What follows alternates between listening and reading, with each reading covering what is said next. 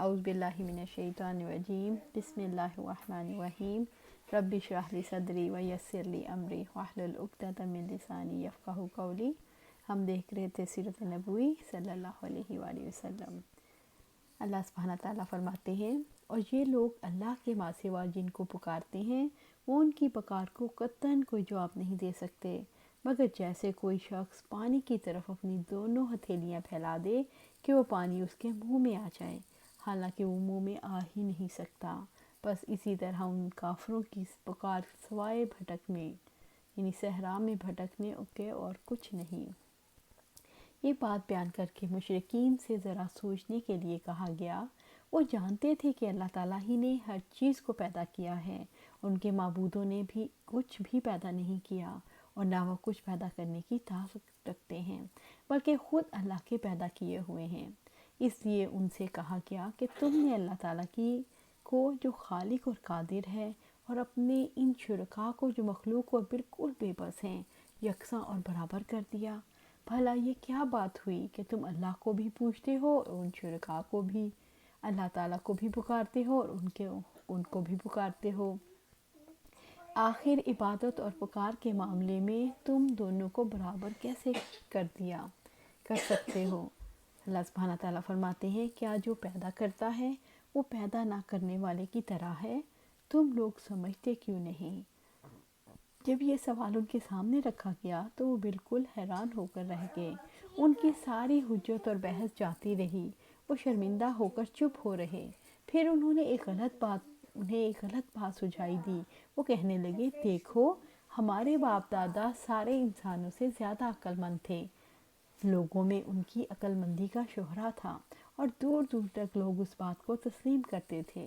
ان سب لوگوں کا دین وہی تھا جو ہمارا ہے، لہٰذا کیسے ہو سکتا ہے یہ دین بالکل اور گمراہی والا دین ہو؟ خود نبی صلی اللہ علیہ وسلم کے باپ دادا اور مسلمانوں کے باپ دادا بھی اسی دین پر تھے۔ اس کا جواب یہ دیا گیا کہ وہ لوگ ہدایت پر نہ تھے، کیونکہ انہوں نے حق کا راستہ پہچانا نہ اس کو اختیار کیا، جس کے نتیجے میں وہ گمراہ ہو گئے، کیونکہ وہ کچھ سمجھتے نہ تھے۔ یہ مطلب کبھی اشاروں کنایوں میں بیان کر دیا جاتا تھا اور کبھی کبھی کھلم کھلا بھی کہہ دیا جاتا تھا، جیسا کہ اللہ سبحانہ تعالیٰ فرماتے ہیں، انہوں نے اپنے باپ دادا کو گمراہ پایا تو خود بھی انہی کے نقش قدم پر دوڑے جا رہے ہیں۔ اسی کے ساتھ ایک بات یہ بھی چل رہی تھی کہ مشرکین نبی صلی اللہ علیہ وآلہ وسلم اور مسلمانوں کو اپنے خداؤں سے ڈرایا کرتے تھے، کہتے تھے، تم لوگ ہمارے معبودوں کو بے بس کہہ کر ان کی شان میں گستاخی کر رہے ہو، لہٰذا بہت جلد ان کا غضب تم پر نازل ہوگا اور وہ تمہیں جلا کر بھسم کر دیں گے یا تمہیں پاگل خپتی بنا کر رکھ دیں گے۔ یہ دھمکی ٹھیک ویسی ہی تھی جیسے پچھلے لوگوں نے اپنے نبیوں کو دیا کرتے تھے۔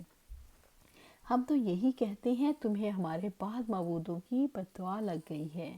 اس کے جواب میں مشرکین کو وہ حقیقت یاد دلائی گئی جسے وہ خود رات دن دیکھتے رہتے تھے کہ ان کے یہ معبود اپنی جگہ سے ہل سکتے ہیں، نہ ذرا آگے پیچھے ہو سکتے ہیں، نہ خود اپنی کوئی تکلیف رفع کر سکتے ہیں، تو بھلا یہ مسلمانوں کو کیا نقصان پہنچائیں گے؟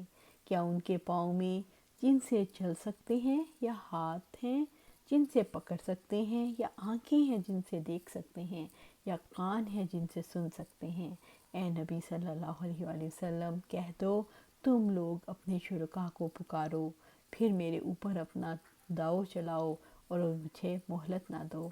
ایسے ہی ایک موقع پر ایک کھلی مثال بیان کی گئی، جیسے اللہ تعالیٰ نے فرمایا، لوگوں ایک مثال بیان کی جا رہی ہے، غور سے سنو۔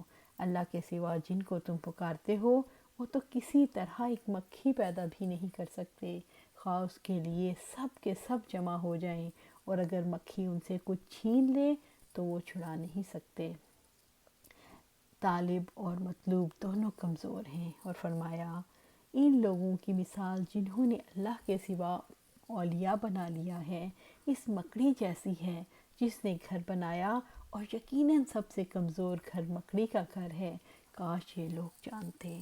ان کے خداؤں کی اس بے بسی کو بعض مسلمانوں نے بھی بڑے دلچسپ انداز میں بیان کیا۔